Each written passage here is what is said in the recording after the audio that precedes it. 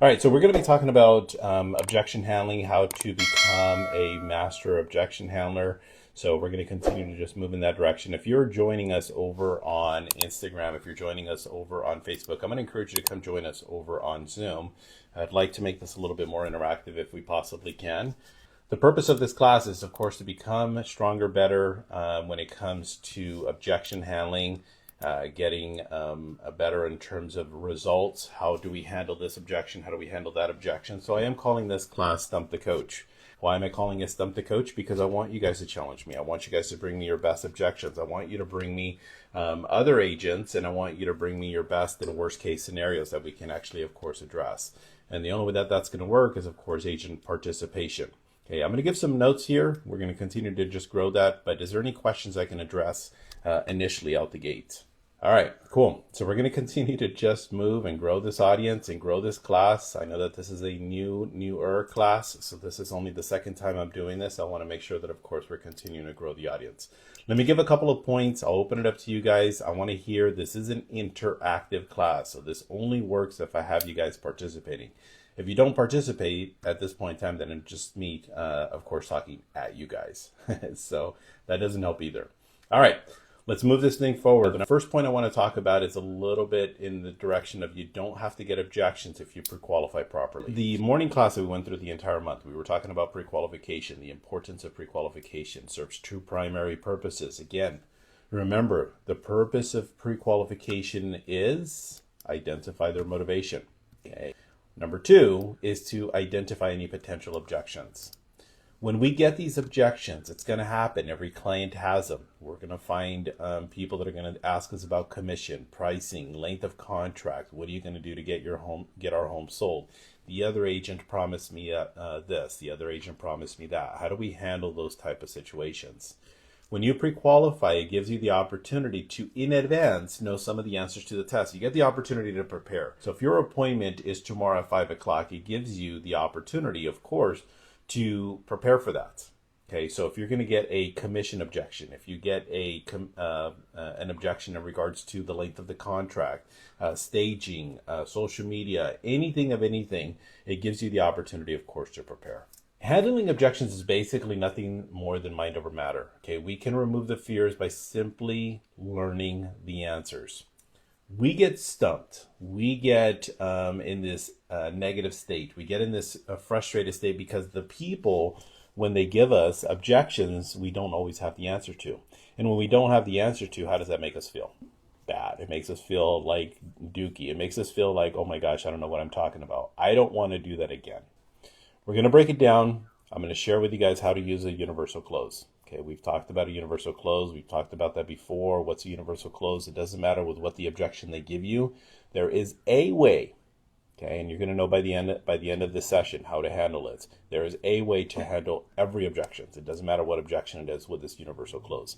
Okay, and I'll equip you guys with that before we're all said and done. So you got to make sure you guys hang out tight so that I can give you, of course, that universal close. All right. So let's jump in with a couple of objections. This is the participation. Okay, we have a few people that are joining us on Instagram, a few people that are on, of course, Facebook, and then we have a handful of you here on Zoom. So what objections? Give me an objection, and then we'll break it down and we'll address it. Let me add one more point, and then I'll come back to real quick. So the first one is in regards to when we're pre-qualifying, going back to that. Okay, Lizette actually has a question. I'll address that here in a second. When we're pre-qualifying, and they give us objections, don't try to handle the objections. This is important. We understand this. Okay, if they sit there and ask us, as an example, probably the more common one is with commission. Okay, well, how much commission are you going to charge? Okay, well, that's the first one as an example. Last thing you want to do is be in a confrontational state. My very first response is that we'll go over that when we get together tomorrow at 5 o'clock. Sometimes it works. Sometimes that's sufficient. Okay, maybe it works 20, 30, 40% of the time. The other times it's going to be, I need to know how much you're charging before I even decide to meet with you. Oh, that's fair. Well, how much is it that you're looking to pay? So that at that point in time, when you say, I'm looking to pay no more than 4%, as an example, great, we'll go over that. We can definitely go over the different options that are available. Right, but Robert, how much are you charging? Well, here's objection handler number 3. Well, as you know, the standard commission is 6%, but I'm going to go over all of the different options, including that of your 4, the 5, and even the 6% options. But I'm not going to pay any of that. Unless you're charging me 4%, I don't want you to come over. That's perfectly fine. We're going to go over the 4% option, and from that, I assure you, Mr. and Mrs. Seller, you won't pay me $1 more than you feel as if though I'm worth. Is that fair? Now I've handled, in a sense, the objection, but it creates this awkwardness. So my point in regards to what I'm talking about when you're pre-qualifying, they give you an objection. The last thing you want to do is be in a position where you are handling the objection right there and then, because it creates the awkwardness. And even with what I just did right there, it creates a little uncertainty. Okay. Now, let me also ask of you guys to proceed with caution, because when you go through and you present, I don't want you to be like, okay, let's go, Mr. and Mrs. Seller, let's do this. I'm ready. All right. I don't want you guys to do that. Because sometimes when you go through and you present, there's going to be a handful of times that, you go through, you present, you ask them what price they feel, you ready to hire me? Yes, great, sign the contract. And you're like, wait a minute, they never even asked about the commission. If you do a great job of being a presenter, which is what I'm trying to prepare everybody for, when you become a better presenter, there are going to be times where you don't even have to handle the objection. So we have to understand that part, okay? So again, I'm going to ask of the audience, if you do have any objections, this is the purpose of this class, continue to work on, get better, get stronger, continue to refine our skills. How do we address them? Again, the purpose of this class is called Stump the Coach. I want you guys to bring me all of your objections. What are you guys dealing with? And then that way we can showcase on how to handle that. So Lizette is asking, let me now answer her question. Now that Trump's in office, I want to wait to see what the market does. It's a very fair one, okay? In that particular position, number one is we're going to acknowledge. We always have to make sure we acknowledge what they say. I totally understand, Mr. and Mrs. Seller, that you want to wait now that Trump is in office, or soon to be in office, what the market is going to do. I must ask, what is it that you're looking for in regards to the market to take place? Well, I understand that the market is going to crash. I understand the market is going to increase. So what that's going to do is it's going to give you the opportunity to go in either direction. There's always going to be a fork in the road. It's either yes, no. Okay, A or B. And that's almost always I want you guys to think of when it comes to objection handlers. You want to be able to create those forks. So in that, they're going to sit there and say, well, we feel as if though the market's going to do well. It's going to skyrocket. It's going to excel. Okay, well, what do you think is going to happen with pricing? Well, prices are going to go higher. And that's why I want to wait to sell until my house goes higher on the market. Okay, that's perfectly fine. Now, I'm under the impression you're buying a replacement home, aren't you? Well, yeah, of course. But we want to maximize the sale of your home. Okay, that's perfectly fine. Now, if I remember correctly, you're looking to actually do a move up. You're looking to get a better home, aren't you? Well, yeah, that's what we're hoping for. We want to get more money from the sale of our home and get to the next place. Perfect. Now, the type of home you're looking for, how much is it priced at now? Well, it's priced right now at $700,000. Okay, and then your home is worth how much? About $400,000. Okay, well, how much do you think the market's going to go up with Trump now taking office? Well, we probably think the market could go up as much as 10%. You know what? I'm in agreement with you. I'm pretty sure it's probably going to go up also another 10%. So we're looking at your home going up by 10%, which is $400,000. That's going to be a $440,000 potential sale. Now, I got to share with you, Mr. and Mrs. Seller, that actually makes me nervous. Can I share with you why? Well, why would that make you nervous? Well, see, here's the thing. Is that you're correct in the fact that your home is going to go up by 10%, but what do you think is going to happen with your replacement home? Yeah, those are going to go up by 10%. And in that $700,000 property, now it's gone up how much now? $770,000. So as you can see, you're actually losing money by waiting it out. That is definitely an option to wait it out. However, I don't know if that is a risk that you're willing or should take for you and your family. In my opinion, it is probably best that we get together now and we talk about the benefits of doing it now. Best part about it is you don't have to make a decision until we actually get together. Did you want to get together tomorrow at 3 o'clock, or would it be best for us to get together at 5 o'clock? The best part about that is everything in that is that it gives you guys the opportunity to be able to basically copy paste remove the trump card, put in the commission, put in the the holidays, put in all of these other things. You guys see what I'm getting at? We talked about a universal close. I'm going to give you guys that here in about 10 minutes, but you got to hang in there, okay? So I'm going to give you guys a powerful universal close that you can use for any objections, okay? This is the jack of all trades, the master of all objection handler, okay? It's a universal close. I'm going to give that to you guys here in about 10 minutes, okay? What is another objection you guys are getting? Bring it to me. Let's go. What's another objection? I'm not interested. Don't call me. Yeah, absolutely. Not interested. Okay, so first off, let me preface it. Who are we calling, by the way?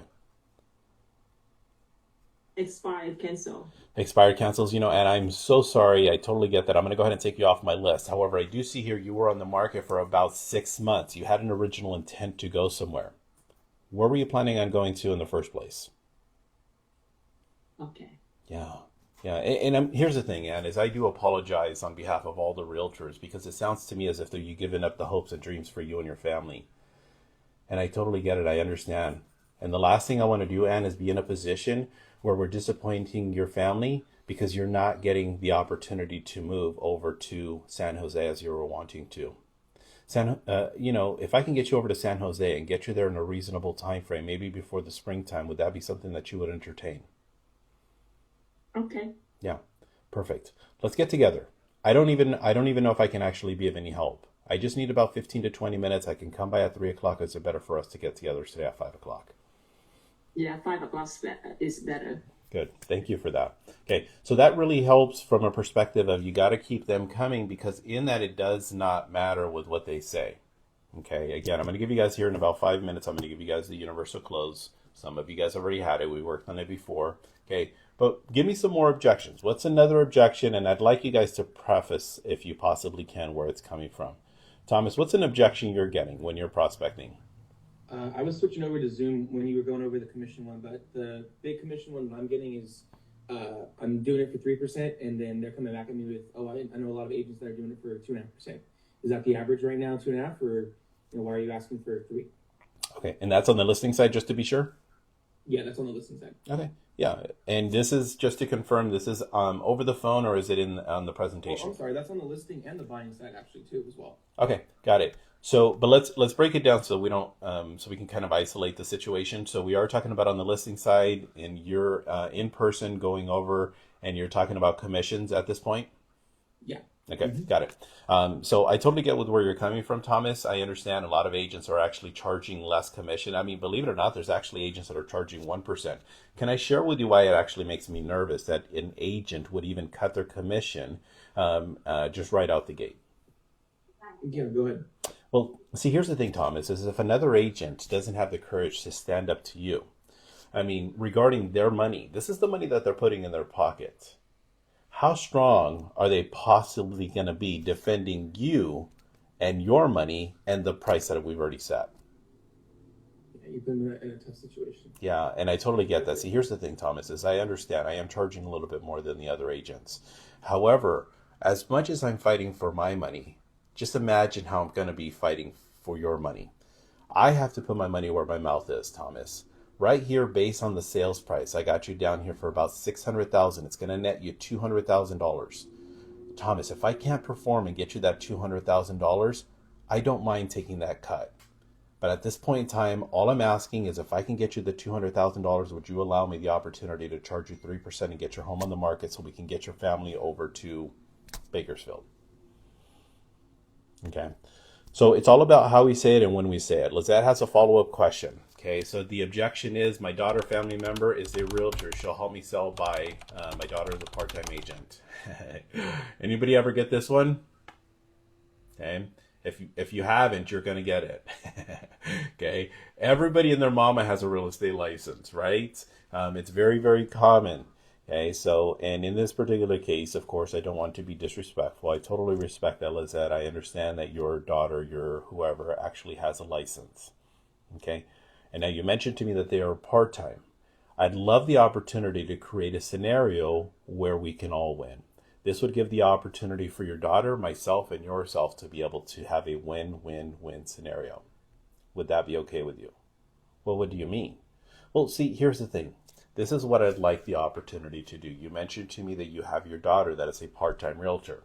Now, what I'd like to do is be in a position where I can help you take the listing, but most importantly, what I want to do is be able to maximize your profits.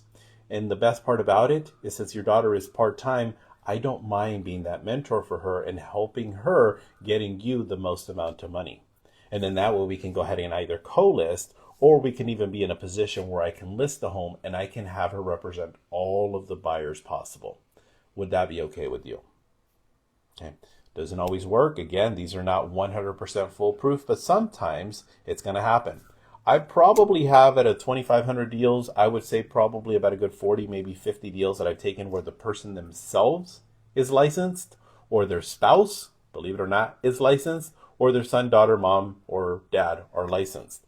Okay, we just have to go through the situation and be able to dissect every single one, because there are going to be some times where they're going to say, yeah, my daughter actually does work full time at the hospital, and she only has her licenses. She does it on the occasion. I even asked her, can she handle it when she already has a full-time job? Okay, I like with what you're saying, Robert. Why don't we get together and let's see if we can make this work for everyone? Okay, and it doesn't always work. I'm sure the daughter's going to be kicking and screaming and all this other stuff. But what I'm going to do is I'm going to do everything in my power. If she wants to co-list it, is I'll say, hey, look, daughter, why don't I do this? I'll just pay you a referral fee. I'll take care of everything. You don't have to worry about anything. But I will tie you in whenever there's any sort of negotiations or anything of anything. Would it be okay if I paid you a 25 or a 30% referral fee? Sometimes it works. Sometimes they'll sit there and say, absolutely not. Okay, I don't even want to co-list. All right, I tried. But it's better than just simply saying, you know what, I see, your daughter actually has a license. Good luck. Right? So we always have to be careful with that. All right. For those of you guys that are over on Instagram, I'm going to encourage you to come join us over on, of course, Zoom if you possibly can. Facebook, I don't know what our audience looks like on Facebook right now. I don't know if we're dormant over there. Looks like it's okay. Any questions? Any other comments, concerns, anything else of anything else? So Robert, I recently have a conversation with this seller. It's a good conversation. He said, I'm very proactive and aggressive, blah, blah, blah, right? I was not able to set the appointment. He keeps saying that I'm going to travel for a month and a half, and I will start the process in January, and gave me a permission to follow up, even though I try to press for meet now. And then, you know, when the time comes, we can start working on that. But he's not. Yeah. So what is the game plan that I should continue to follow up? Well, first thing is this person living in the home? No, he said that he's already moved out. Okay. And he planned to go back to the same agent. Got it. Right. So that's why he said he liked the agent, blah, blah, blah. But then he checked my profile. I sent him his information, and he said, my profiles look good. But now, what is the next step? I tried to set the appointment with him. Yeah. So what you can do is, first off, you can go through some different options. The different options are basically, Mr. and Mrs. Seller, it says, I totally get you're going to be doing some traveling. Okay. And what I'd rather do is, instead of being in a position where we have a conversation in January, I'd rather be in a position where I'm handing you a closing check. And that way you can enjoy all of your travels. I'll take care of all of the real estates behind scenes. And then when I need you, I'll let you know. In most cases, it will probably only be about 15 to 20 minutes, maybe once a week, if absolutely the absolute most. Okay. And then that way you can go ahead and enjoy your travels, gives us the opportunity to put your home on the market, get you the most amount of money. And then when you come back and you're ready to go in January, we already have an offer. And for that matter, we already have a closing for you. Okay. So that's a way of trying to, of course, push and move that thing forward. The other thing, here's another angle. What is stopping you from actually getting the home now versus waiting until January? Did you ask him that question? Oh, yeah, I forgot to ask him that question. Which is the most important question of all questions whenever we're doing the follow-up. Yeah. Because we buy in too much to the time. So what is stopping you from making the move now? What is stopping you from selling the home now versus waiting until you come back? Okay, because at that point in time, they're going to give you as an example, we just hear it's better for us to start fresh at the beginning of the year. We hear that it's actually slow right now. I don't want to deal with it while I'm on vacation. Any of all these other things. And then that gives you Yeah. Go ahead. That's one of the objections I remember. Yeah, what do you think stop you home from selling? And he mentioned about the market. The holiday is very slow, and he don't want to be bothered by that. Yeah, I totally get it. And here's the thing is that during the holidays, I'm sure you're aware of the fact, Dan, buyers don't stop. Buyers continue. They continue to show up regardless of what's taking place. And what we need right now is we actually need to put you in a position where you're getting the most amount of exposure. The other part of that, Ann, is I don't know if you're aware of the fact, but you have less competition now than you do in January. Did you know that? Okay. As an Really? example. Yeah, as an example, we don't have to role play it. I'll just use the example. So as an example, think of, for example, the gym. Okay, because I'm hearing a lot of sellers right now that are telling me the exact same thing you're saying, Ann. Now, if you go to the gym on January 1st, 2nd, or 3rd, is it going to be busy or is it going to be slow? Oh my gosh, it's going to be absolutely busy. Yeah, I totally get that, and I understand. And see, here's the thing is the sellers are thinking just like you. So just while you're fighting for getting onto that treadmill is the exact same fighting you're going to be doing for the buyers while other sellers are coming on the market at the same point in time as you are. I'm sure you remember back in high school, supply and demand. When there is a high supply, the demand is low. Right now, there's not a lot of supply, and I'd love the opportunity to share with you the benefits of doing that now.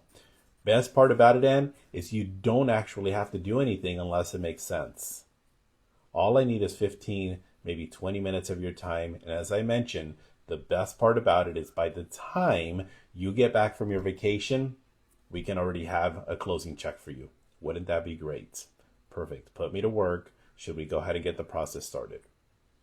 Okay.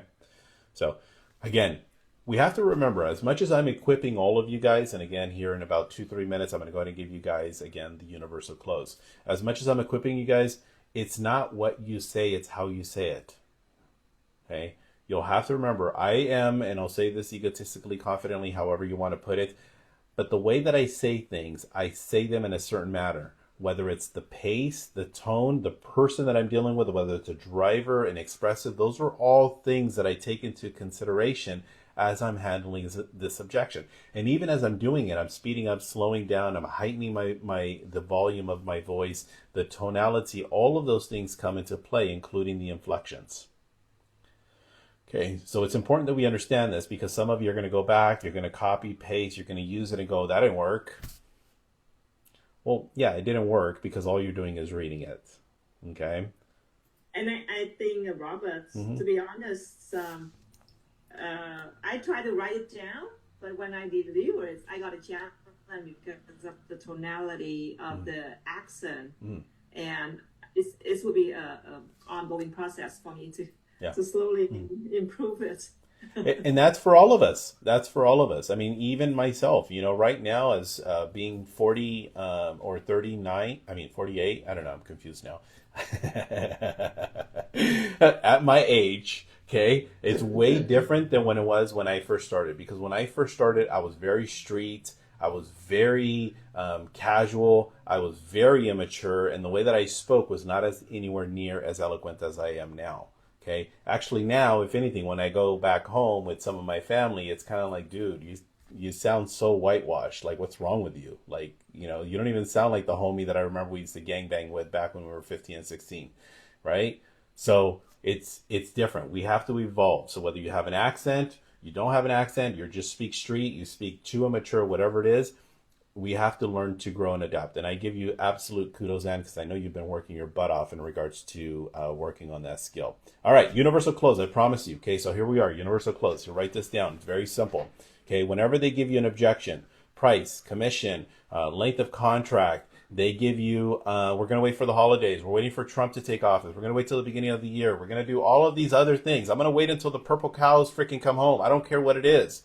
Whatever they give you, number one, you have to agree.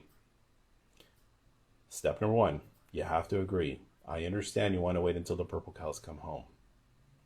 I understand. I understand you want to wait until Trump takes office. I understand you want to wait until the elections finish. Oh, I understand you want to wait until the holidays. You agree with them. You have to agree with them. If you don't agree with them, you absolutely screw it up. Not you're wrong. I don't agree. It doesn't make any sense. I heard this. My broker told me this. Nothing. None of that. You agree with them. Number two, it's an option. It's always going to be an option. Okay. It's probably of all the words that I use, it's an option. Other than the second word that I use a lot is option. Okay. Agree. Option. I understand you want to wait until after the holidays. It totally makes sense. That is definitely an option. However, which is number three, which is the turning, the pivot point. However, this is where you handle the objection. This is the one that's not copy and paste. This is the only one that you have to be a little creative on. However, what I'd like to do is show you the benefits of doing it now versus waiting until the new year. However, what I'd like to do is share with you what are the benefits of doing it now versus waiting until Trump takes office. However, I'd like to share with you the benefits of doing it now instead of waiting for the purple cows to come home. Okay, I know it's a silly example. The point is it does not matter. Number 4, ABCs of real estate, ABCs of sales is always be closing. Okay? Always be closing. That's the appointment. Should we get together at 3 o'clock or would 5 o'clock work better? Okay? Very simple. Agree. Option. However. And close. You guys got that? Okay? It's not going to work 100%. Okay? It just doesn't work. It's a Swiss Army knife. Okay? But you can go out there and try to build a house. A Swiss Army knife is only going to be able to help you so much. Okay? But it is a way. It is an alternative way. It is a way that's going to get you from point A past point B and over to point C. And sometimes it actually works. Okay? I use this very often enough.